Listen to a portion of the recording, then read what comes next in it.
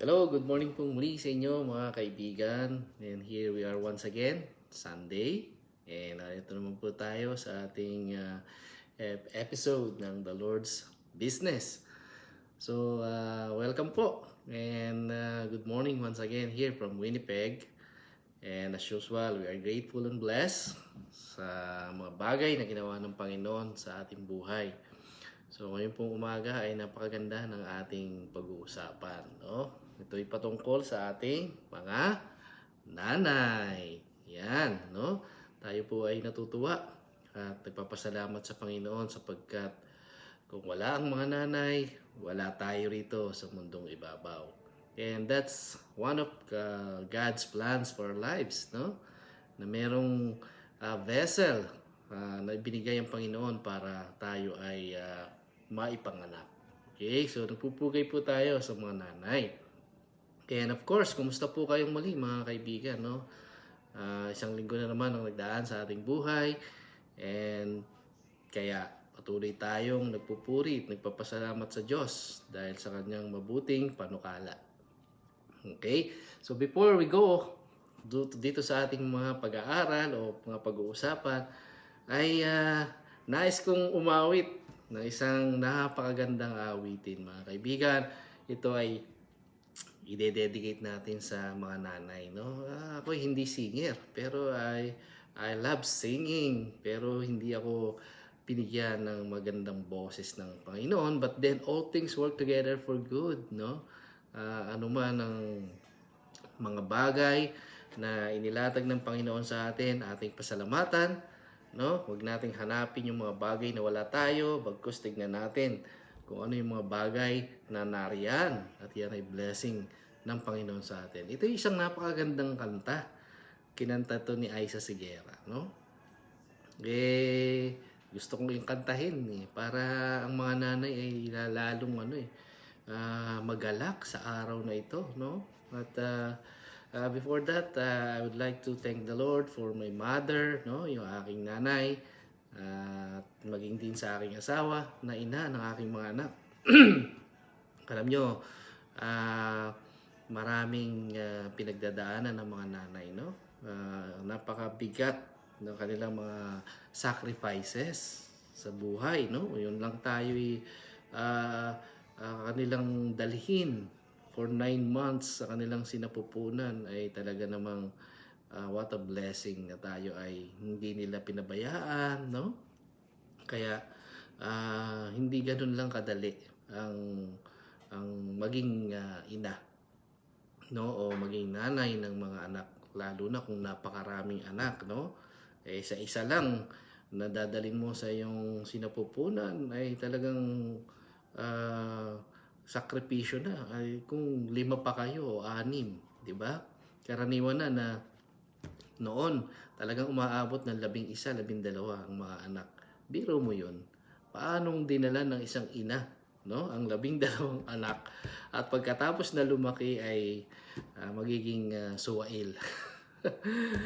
Napakawalang iya. Okay, sorry sa word. So, yun lang po, no? May mga pangyayari kasi na ganyan no? Matapos palakihin ng anak, no? Matapos isilang, arugain, at lumaki na barkada, ay talaga namang makikita natin sa mga napapanood natin na talagang ganyan ang nangyayari. But anyway, it's all in biblical perceptions. Nakasulat naman sa Timothy at saka sa Thessalonians, sa mga bagay na kung saan magaganap, no? But anyway, dito muna tayo sa ating pagdiriwang na kung saan ay it's not specifically mentioned ng Bible na we are to celebrate Mother's Day, but it was said that it depends on your conscience. Kung hindi ka nakakatisod at alam mo namang walang masama sa ginagawa mo at hindi ito nakaka-open sa Panginoon, as you give credit to your mother or sa mga nanay, walang restriction ng sinasabi ng Bible, no? Though in the first century, ito ay celebrated by pagans people, no? Na kung yung si Rhea, the goddess of a woman, no? Sa Greece ay binigyang pugay. So ngayon, ah hindi naman sinasabing masama ang mga bagay na ito. Ang pagbibigay ng karangalan sa ating mga magulang. Kasi well, in fact, sa ating mga accomplishments in the governments, sa ating pag-aaral, may mga recognitions, di ba? So why not?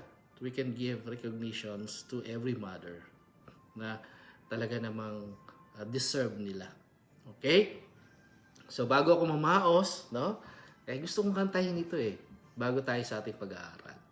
Ito ay napakagandang kanta, no? Lalabay ng pagpapatulog ng mga bata. Okay. Totono muna natin, mga kaibigan. Ito yung title ito sa Ugoy ng Duyan, no? Napakagandang kanta.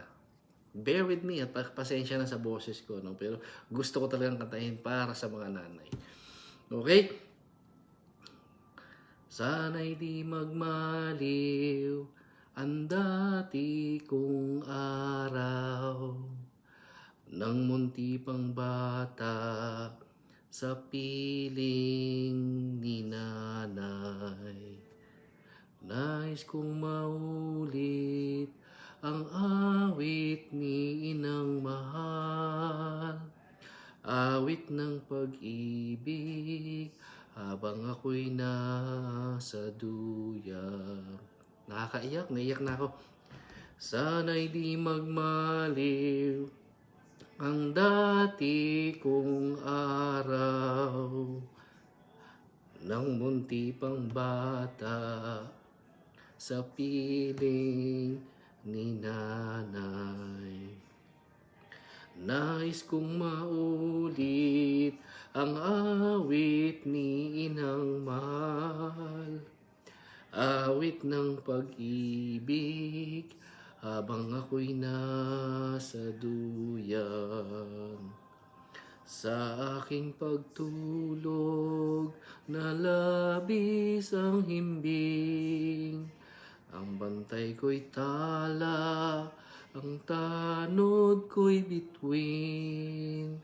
Sa piling ni nanay, langit ay buhay. Puso kong may dusa, sabik sa ugoy ng duya. Yoko na! Okay na yan, mga kaibigan. It's so heartwarming, no? It's so touchy. Na kung saan ay talagang mamimiss po no? Ang mga nanay.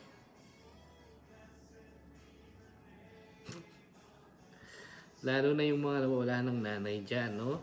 It's so hard to say I love you. Kasi wala na. Tapos yung mga mayroong nanay na nandyan pa, we ignore, no? We don't give the proper attention.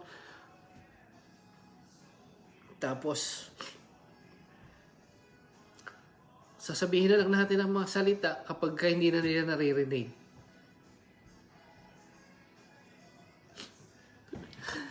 Naiyak ako doon, sorry.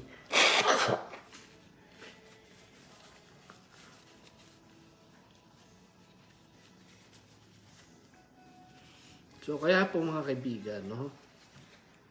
Habang nandyan pa yung mga magulang natin, ay atin pong samantalahin yung pagkakataon na masabi natin sa kanila habang nakakarinig pa sila, nakakaintindi pa sa atin, no? Na naunawaan pa nila yung mga bagay na pwede nating sabihin. Kasi darating ang time, may mga magulang, may mga nanay na hindi ka na ma-recognize. Nagkakasakit na sila ng Alzheimer's, di ba? Tapos, naiinis ka kapag hindi ka nila naintindihan. Meron ako napanood dito at nabasa, no? Na kung saan ay kung gaano katyaga ang mga nanay sa atin nung tayo ay, kahit na yung mga magulang ba, na tayo ay pinapalaki, no? Na inaalalayan, sinusubuan, di ba? Tinuturuan ng mga bagay na dapat nating matutunan. But then, nung nabaligtad na ang mundo, na tayo malalaki na, no? Na sila naman na yung nag-iisip bata, kaya hindi natin sila mabigyan ng ganong pagtsatsaga, no? Bagkus, sinasaktan pa natin, no? Binabalahura natin, hindi natin inuunawa na nung maliliit tayo, ayaw nila tayong malamukan, no? Ayaw nila tayong madumihan. Ingat na ingat sa atin because we are precious, no? In them. But then, ito nga yung kanilang sitwasyon. Nabasa ko, sabi, anak ko, sa aking pagtanda, nawa, ay unawain mo ako kung paanong nung maliit ka ay inunawa kita dahil hindi ka pa makapagsalita. No? Sa mga karamdaman mo na dinadaan mo sa iyak na hindi ko maintindihan, ay hindi ako mapakali, hindi ako makatulog. No? Sa sandaling ikaw ay nais ng humakbang. Gustong-gusto kitang alalayan, ayaw kitang bumagsak. No? Bawat hakbang mo, aking pinagmamasdan. Sa iyong pagtulog, no? Ikaw ang aking kalakasan. Sa kabila ng buong maghapong kapaguran, mamasdan ko lang ang iyong natutulog na anghel na mukha. Ako ay napapagaan. No? Marami pang sacrifices ang mga nanay, no? Kumpara sa atin na nakakala natin, no, ay talagang hirap na tayo. But then, thank you once again. Salute to all the mothers, no? Sa inyong mga paghihirap, pagtsatsaga, and lalo na rin yung mga nanay na talagang ginampanan yung kanilang pagiging nanay at the same time, tatay pa rin, no? Dahil sa kanilang mga naging sitwasyon sa buhay, ay nagkaroon ng mga anak, no? At ngayon ay naging dalawa ang kanilang responsibilidad. So, salute po sa inyo. And then as we go with our studies, ay ito po ay ang pag-aaral po natin is a virtuous woman, no, in the Bible, na makikita natin sa Proverbs 31, no, na kung saan ay makikita po natin dito kung paanong si King Lemuel ay pinayuhan ng kanyang nanay na kung paano pipili ng mapapang-asawa niya at magiging ina ng kanyang mga anak, no? So, kung babasahin po natin ito ay medyo mahaba, no? We will start at Proverbs 31:10 downward to 31. Okay, bear with me, babasahin po natin. So, napakaganda po nitong verse na ito, na kung saan ay talagang patungkol sa mga hindi lang sa magiging ina, kundi sa mga magulang o mga magiging ina at sa mga kababaihan, no? Na talaga namang ito na dapat daw ang maging characteristics ng isang mabuting babae. But anyway, it will goes with the studies na kung saan ay yung iba ganito na talaga, no? But anyway, doon sa mga nais makita kung paano sila magiging talagang the woman of God, no? At magiging woman ng isang tahanan o magiging ina o homemaker, kaya ito po yung payo ng Biblia. Okay? So, sa Proverbs 31:10, downward, sabi po dito, an excellent wife who can find, for her worth is far above jewels. The heart of her husband trusts in her, and he will have no lack of gain. She does him good and not evil all the days of her life. She looks for wool and flax and works with her hands in delight. She stretches out her hands to the distaff, and her hands grasp the spindle. She looks well to the ways of her household and does not eat the bread of idleness. She rises also while it is still night and gives food to her household and portions to her maidens. She is not afraid of the snow for her household, for all her household are clothed with scarlet. She extends her hand to the poor, and she stretches out her hands to the needy. She is like merchant ships. She brings her food from afar. She considers a field and buys it. From her earnings, she plants a vineyard. She senses that her grain is good. Her lamp does not go out at night. She makes linen garments and sells them, and supplies belts to the tradesmen. She girds herself with strength and makes her arms strong. She makes coverings for herself. Her clothing is fine linen and purple. Strength and dignity are her clothing, and she smiles at the futures. She opens her mouth in wisdom, and teaching of kindness is on her tongue. Her husband is known in the gates. When he sits among the elders of the land, her children rise up and bless her. Her husband also, and he praises her, saying, Many daughters have done nobly, but you excel them all. Charm is deceitful and beauty is vain, but a woman who fears the Lord, she shall be praised.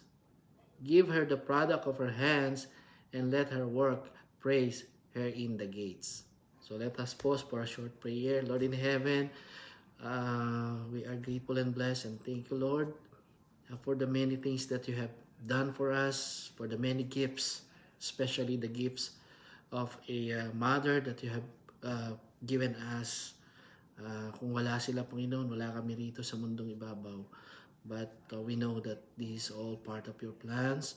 So as we study your word, Lord, give us the understanding, open our spiritual eyes and mind, that we may dwell into your plans, in your likeness, in your beautiful future that's set for us, Lord. And may you continue to bless the people on the other screen, and bless them as well, especially those mothers. They are really deserve to be recognized and to be loved. Thank you. In Jesus' name I pray. Amen. Okay, nasipon tuloy ako, mga kaibigan. No? It's really...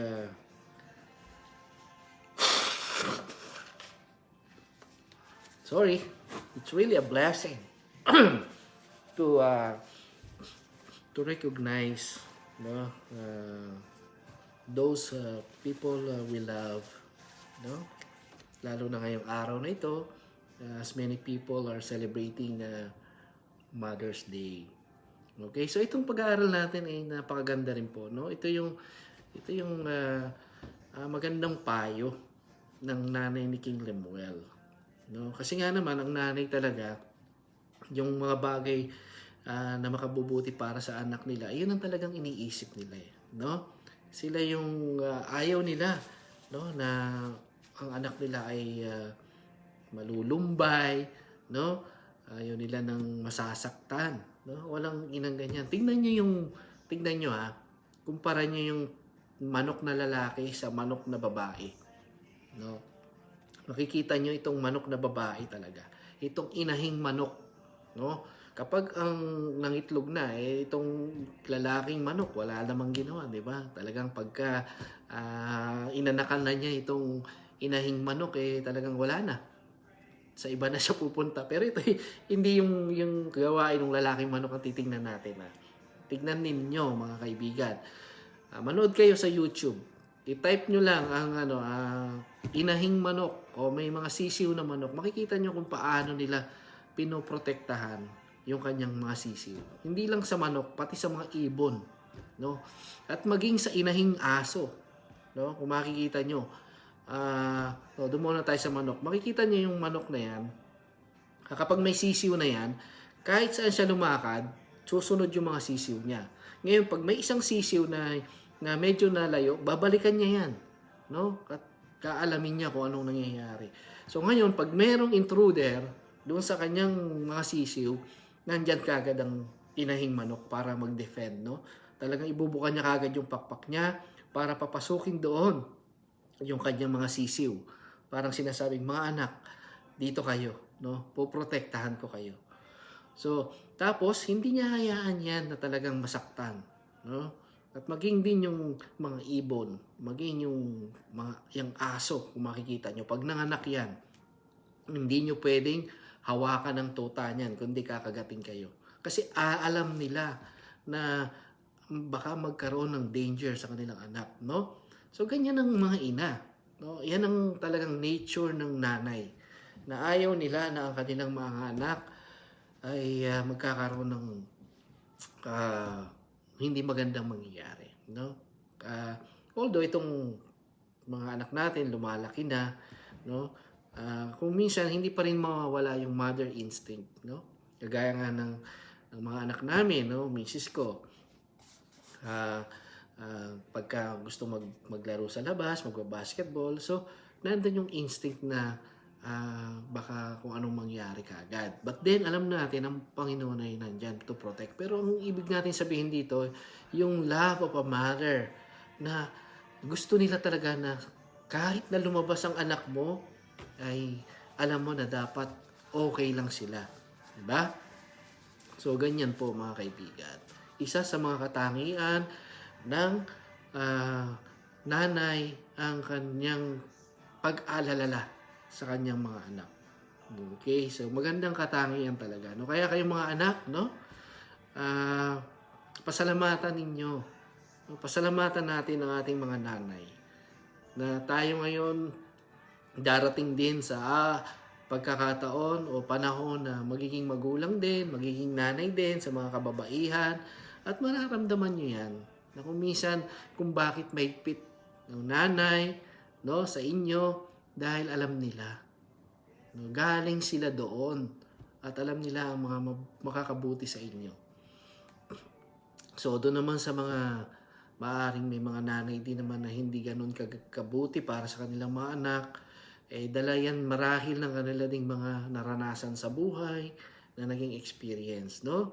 Pero hindi natin sila masisisi kung sila man ay may mga pinagdaanan na hindi naging maganda. At alam natin, no, yung instinct ng nanay na kung saan ay nandoon talaga yung gustuhin man nila kung minsan dahil bunga ng kanilang mga hindi magandang sitwasyon sa buhay ay talagang wala na ring magawa. But anyway, no, pasalamatan talaga natin sila. So, the most quoted section, verses 10 to 31, is a chiastic poem, no? Na kung saan ito daw poem na to ay it cycles through repeated thoughts in a particular order. The chapter speaks of the worth of a good wife to her husband, no? And the manual labor that she does. Kasi magpapamilya, di ba?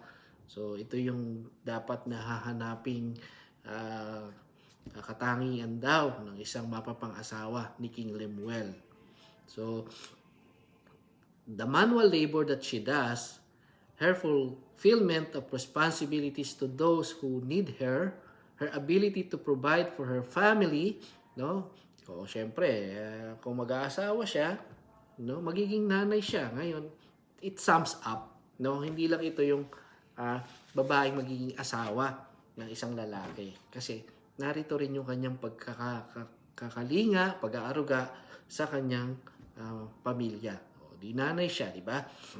So, in her wisdom, in caring for herself, so she can share her strength with others. These ideas are presented in a kind of circular pattern throughout the section na ating pag-aaralan. No? Na ating susundan ngayong umaga ito. The chapter begins with King Lemuel accounting advice his mother had given him. Diba? She exhorted him to not fall to weaknesses that would compromise his position as king, but to care for the poor. One of the weaknesses the king's mother mentioned was the susceptibility of his strength or noble character. So, to be harmed by improper relationship with woman, no, yun ang ayaw mangyari ng kanyang nanay. So, di ba? Nandun pa rin, no? Maging sa pag-aasawa, ang gusto ng magulang, ang mapapang-asawa ng ating mga anak, no? Kung lalaki man o babae, either way, ay yung talagang magiging mabuti sa iyo. Di ba? Kapakanan mo pa rin ang iniisip ng nanay. Di ba? Although verses 10 to 31 do not directly follow this warning in the original, they do illustrate a fitting description of what kind of woman Lemuel should seek. Diba? Kahit naman hindi lang yung nanay ni Lemuel, kahit tayo. Ang gusto natin, mapapangasawa o magiging kabiyak ng ating mga anak ay yung talagang makikita natin merong ang pinakamahalaga ay may paggalang, di ba? Sa mga magulang.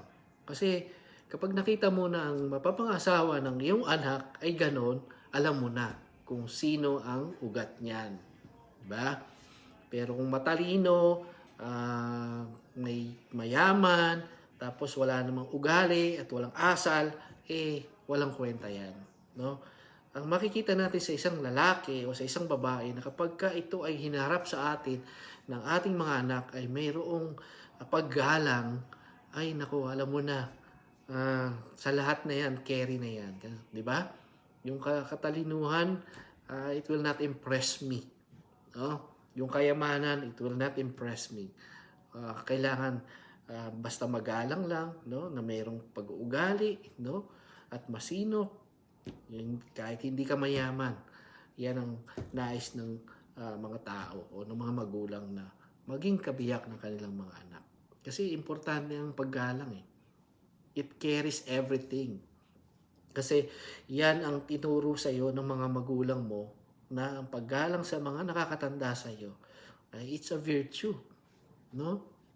Ang talino na ano yan na i-develop yan. Yung yaman na-acquire yan Diba? Pero yung ugali na kung saan ipinamana sa iyo ng magulang mo na ang pagiging magalang unang-una, diba? Ay talagang yan ay hindi yan pinag-aralan. Ipinamana yan sa iyo. Nakaugat yan, nakadugtong yan sa iyo sa buhay na kung saan pinagmulan mo. Okay? So an excellent wife who can find for her worth is far above jewels.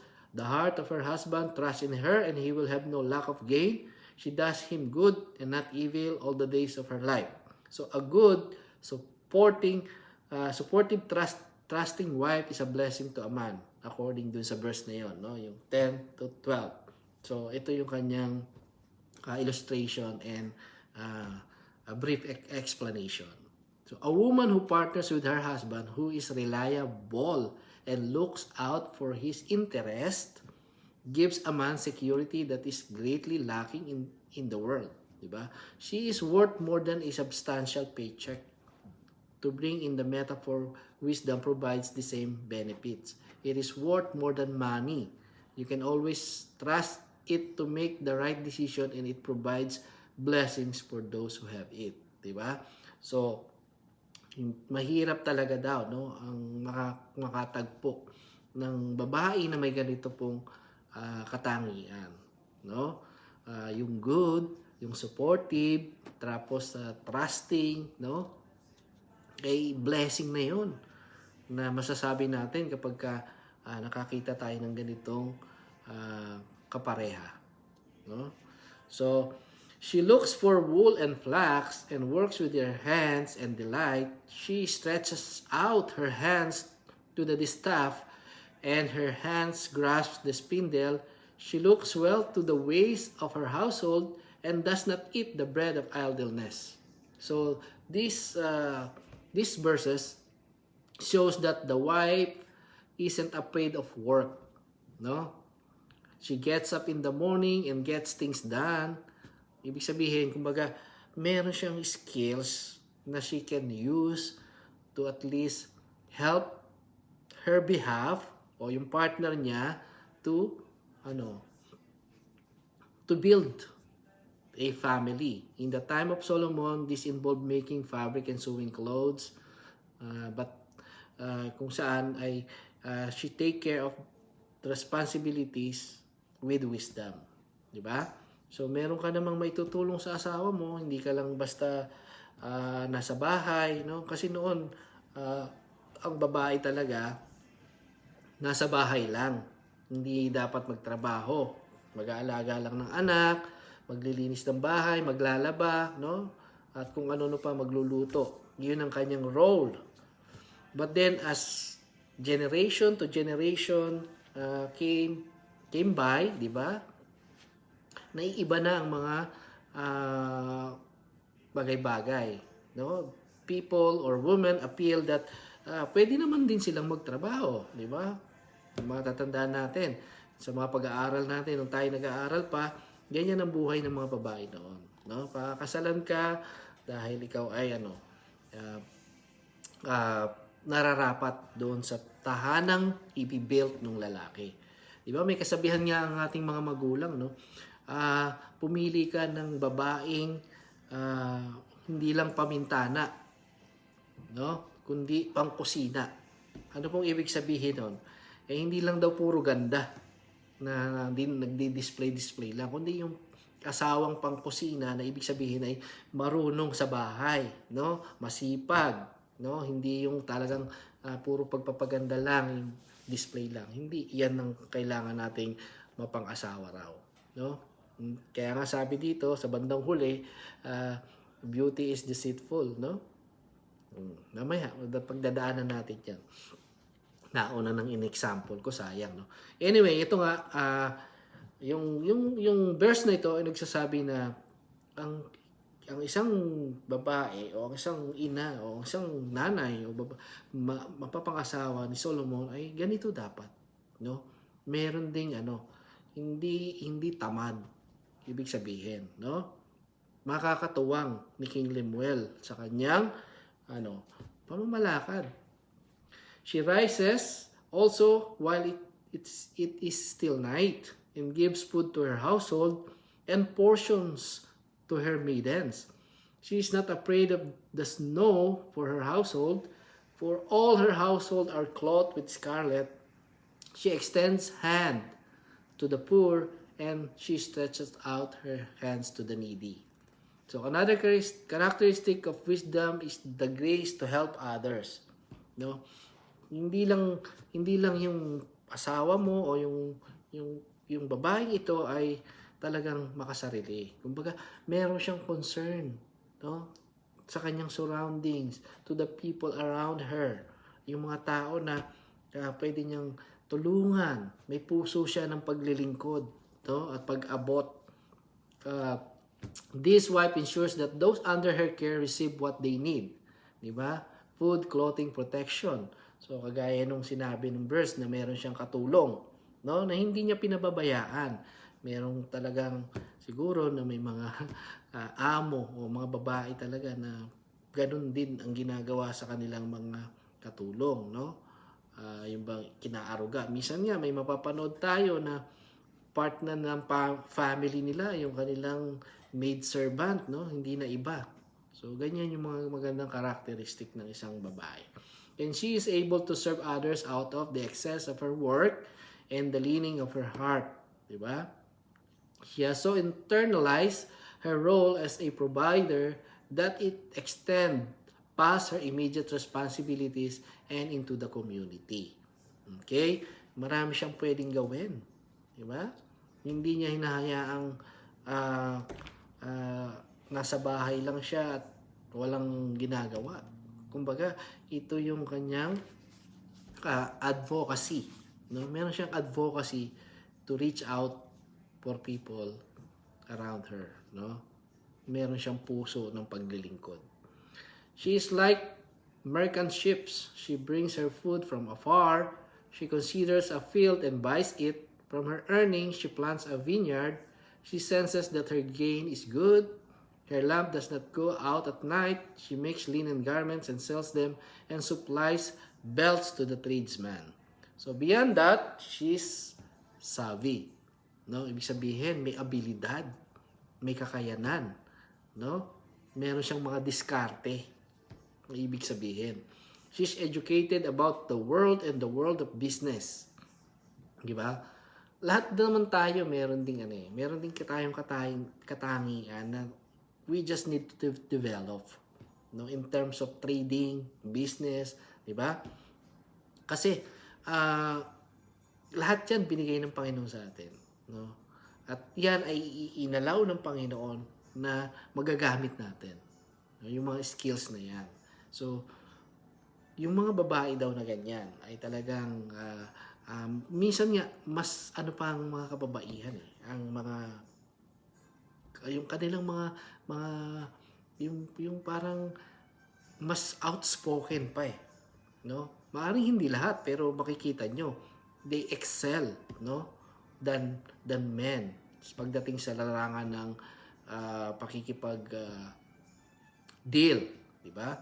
Ako, I admit, si Mrs. Erlinda talagang she deals with many things, no? Yung mga transactions na dapat ay yung iba doon akong gagawa pero siya na lahat, di ba? So, yan yung kanyang skills.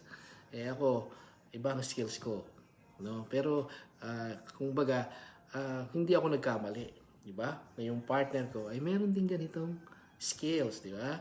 She knows how to use her skills to provide for her family, di ba? And she's not afraid to go interact with that world, di ba?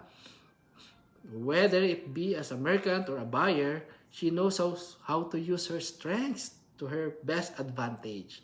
And she fully realizes how valuable her efforts are. Diba? Pag may katuwang ka na ganyan sa buhay mo, ay talagang you are blessed. And I am blessed. Diba?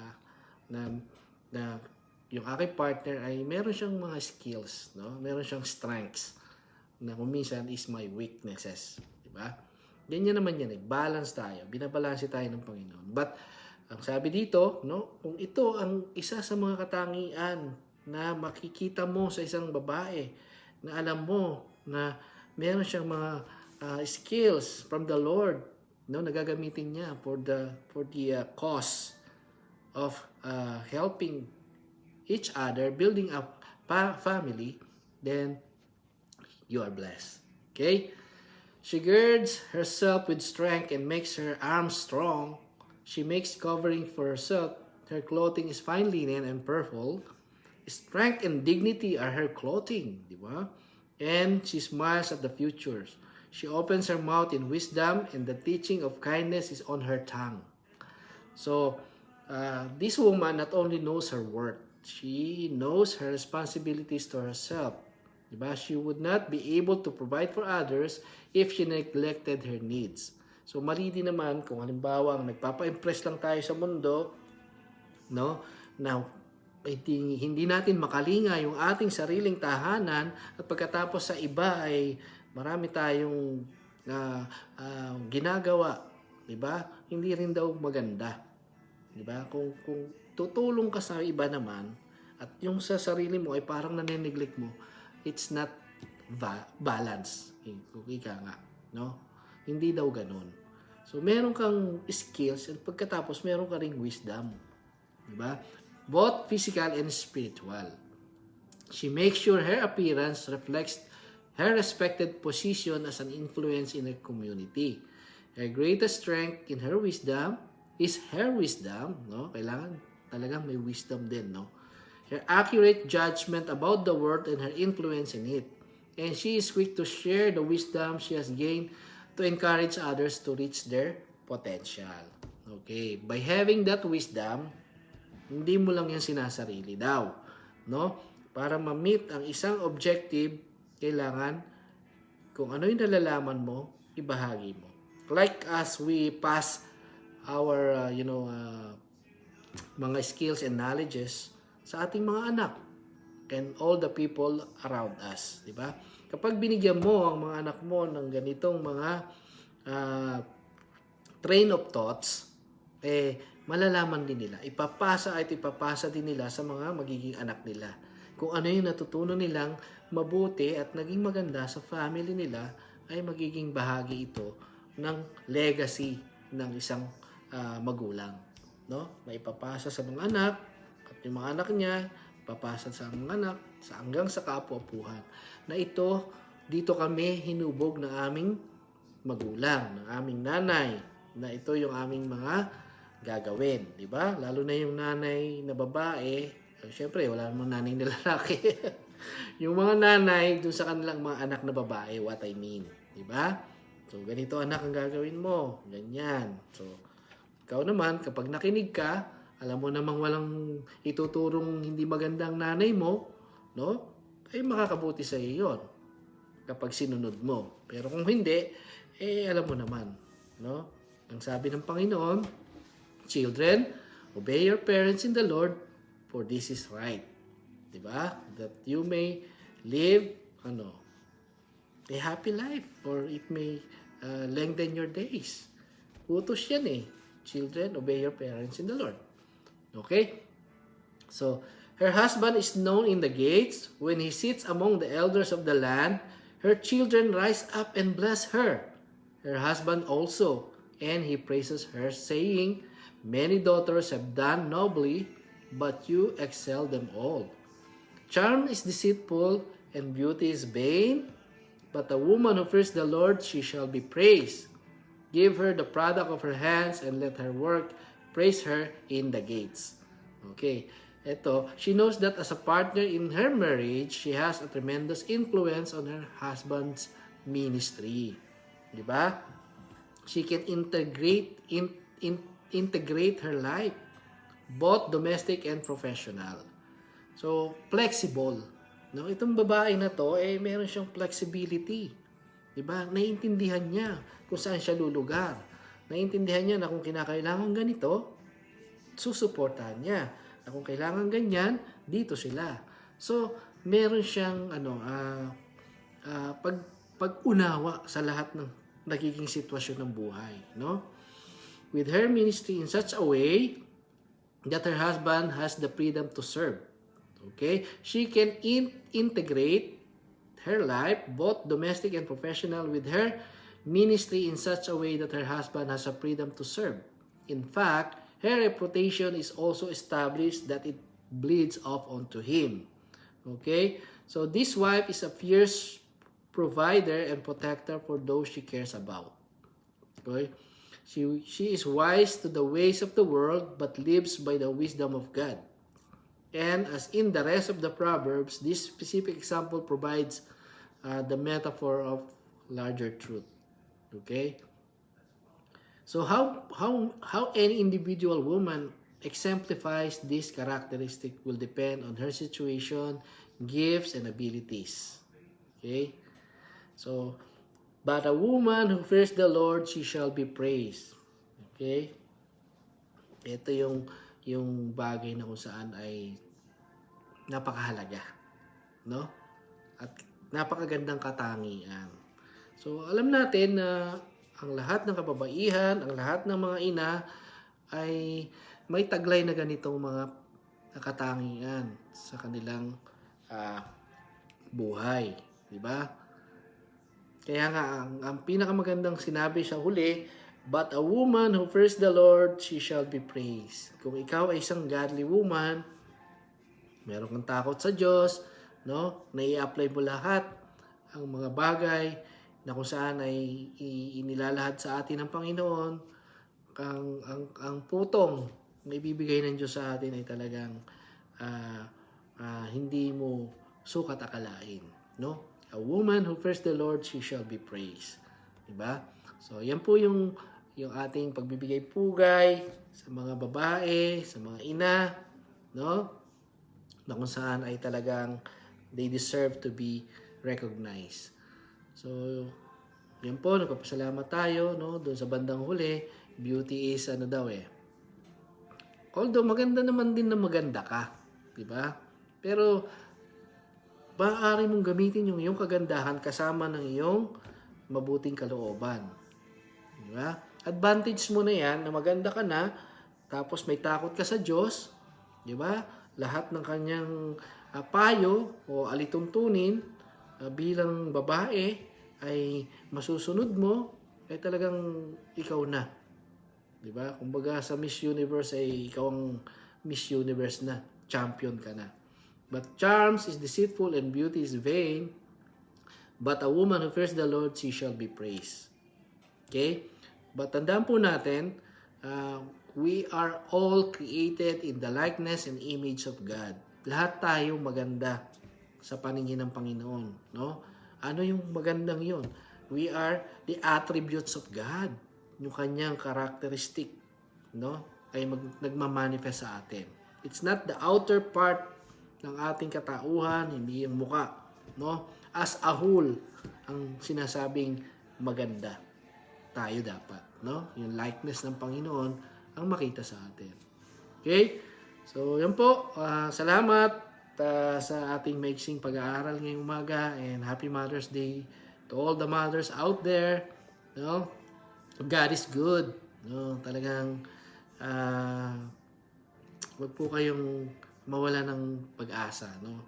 And especially if you may accept Jesus Christ in your heart, doon sa hindi pa, ay makikita nyo kung ano yung talagang magandang plano ng Panginoon sa buhay natin, no? Kasi Jesus Christ supplies everything. Kung meron man tayong mga struggles in life, na nahihirapan tayo, mga magulang, mga nanay, meron tayong mga sitwasyon, seek lang natin ang Panginoong Jesus. Jesus first, no? In our lives. And, alam nyo, siya ang nagsabi ng lahat ng mga pangako, no? I will give you rest, and the peace that passeth all understanding will be yours. And He can provide everything according to His riches and glory. Diba? And you can do all things through Christ who strengthens you, and so many more promises na sinabi niya, no? Come unto me who are labor and in vain, I will give you rest. Diba? I am the bread of life, no? Who eats this bread will never hungry, will never hunger, will never experience hunger. Diba? And I am the living water, who drinks this water will never be thirst. And so many promises of the Lord. So, yun lang, unahin natin mga kaibigan, no? Jesus Christ put in our hearts and in our life, and everything will be added unto you. Diba? Sabi sa Matthew 6:33, but seek ye first the kingdom of God and His righteousness, and all these things shall be added unto you. Hindi lang yan. We can inherit heaven. No? Unless a man be born again, he cannot see the kingdom of God. So, kung magkakaroon tayo ng relationship with Jesus Christ, magkakaroon tayo ng bagong kapanganakan. At kung tayo nagkaroon ng bagong kapanganakan, tayo ay binigyan niya ng karapatang maging anak niya. No? But as many as believe Him, to them He gave power to become children of God. John 1:12. So marami po. No? Kaya kung naghahanap tayo ng bagay na makakapagpasaya sa atin, na dito natin hinahanap sa mundong ito, hindi natin ito matatagpuan. No? Isa lang ang kailangan natin, ang Panginoong Jesus. At lahat ng bagay na pagkauhaw, pagkagutom, no? Paghahanap, matatagpuan natin. Only through Jesus Christ. So again, Happy Mother's Day to all. May God bless you, and Jesus first. Bye-bye.